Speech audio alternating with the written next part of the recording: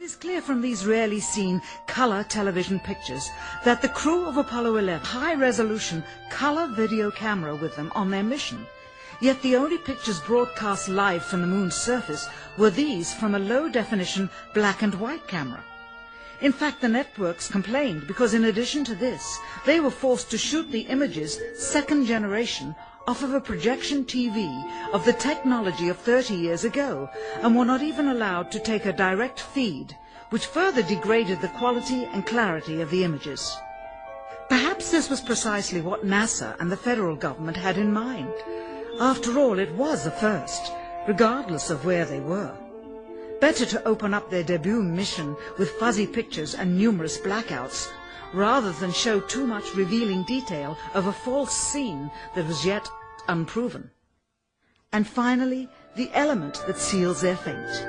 All the footage of Apollo 11 requested from NASA over a 5-year period. One gem was discovered just before the completion of this documentary. An old reel received by mistake. It contains the raw or unedited footage of the crew of Apollo 11.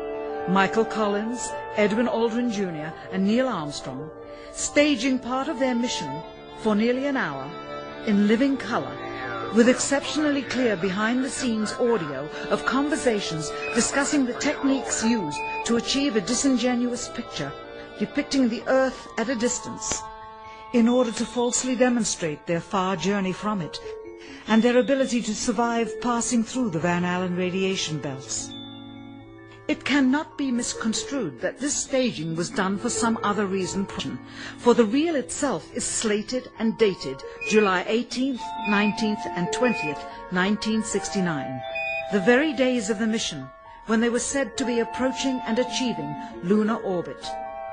Furthermore, it is apparent they are in genuine zero gravity of the actual spacecraft, necessary to convince the mass media of their authenticity, just not any further than Earth orbit, as you will see.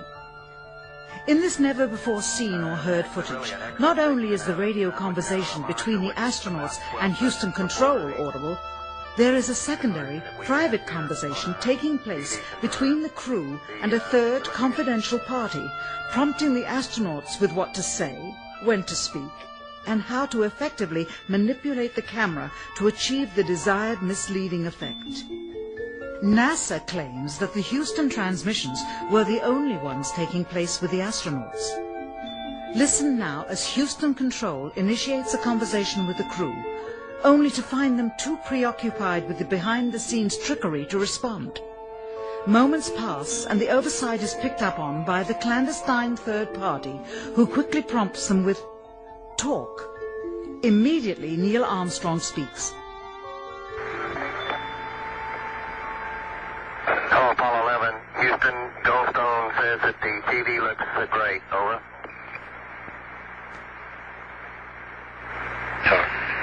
Okay, Roger. We're coming in on Earth. Again, the illusion they are attempting to create is the Earth at a distance, to demonstrate their far journey from it, and their ability to survive passing through the Van Allen radiation belts. Understand, too, that only about 20 seconds of this raw footage was ever broadcast to the public, and these conversations discussing their deception were believed to be private, until now. Here they discuss that these television transmissions were in fact not broadcast live as everyone believed. They were first screened and edited for playback later. Roger, Neil, we just wanted a narrative such that we can, when we get to playback, we can sort of correlate what we're so much.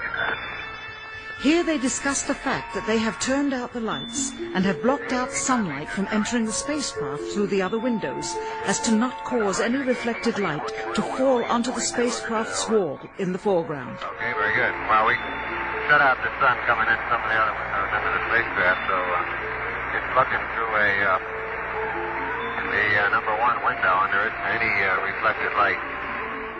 The reason this was done is so that the truth of the matter would not be revealed. It is this. Though the federal government would have you believe that this is a view of Earth from a distance out of the spacecraft's window as it nears the moon, it is not. What they have ingeniously done is placed the camera at the back of the spacecraft and centered the lens on a circular window in the foreground, outside of which it is completely filled with the Earth in low orbit. The circumference of the window then appears to be the diameter of the Earth at a distance, with the darkened walls of the spacecraft appearing to be the blackness of space around it. That is why they wanted the interior dark and blocked out the sun from any other windows. Here you can see the extruded window, probably 2 inches thick at the bottom. This is because the Earth's shine is coming in at a downward angle.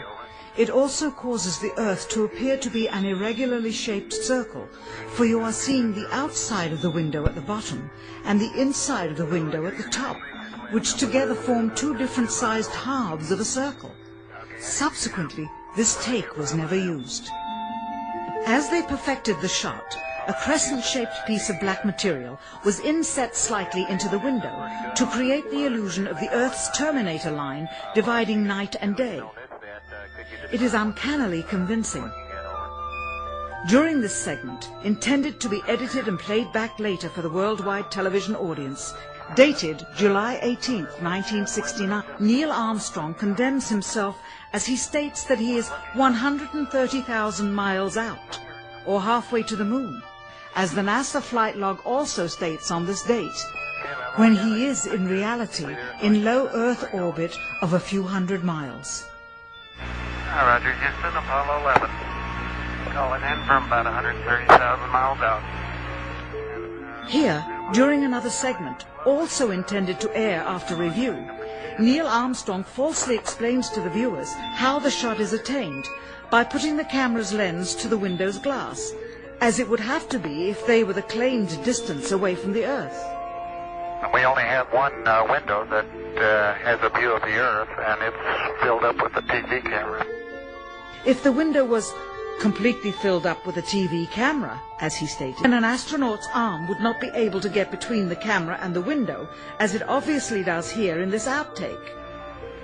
South America becomes invisible just off beyond the Terminator or inside the shadow.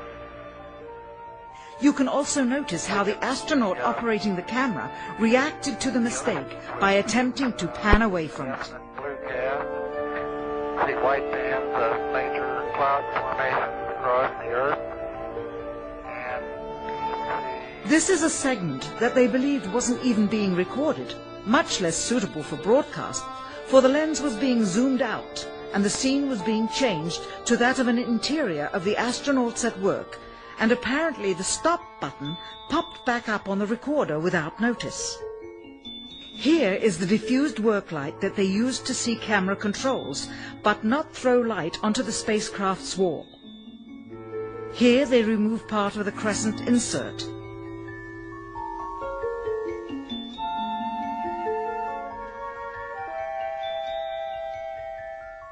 Finally, the iris is opened up to see the real location of the camera and the very bright and near Earth out the window. Here is the slate for the 19th of July, and the same shot of trickery on the 19th of July, and then the 20th, and the same misleading shot on the 20th. Later that evening, they were said to be walking on the moon. How can this be when they were in Earth orbit only 9 hours earlier, and the moon is some 3 days' journey away? Furthermore, if they genuinely went to the moon, why would they be faking any part of it? Why this trickery with the window? By faking being halfway to the moon, it becomes apparent that they did so because they could not even go halfway. On the 25th anniversary of the event, in 1994, Neil Armstrong made a rare public appearance and held back tears as he spoke these brief cryptic remarks before the next generation of taxpayers. Today we have with us a group of students among America's best. To you we say, we have only completed a beginning. We leave you, that is, undone. There are great ideas undiscovered, breakthroughs available to those who can remove one of truth's protective layers.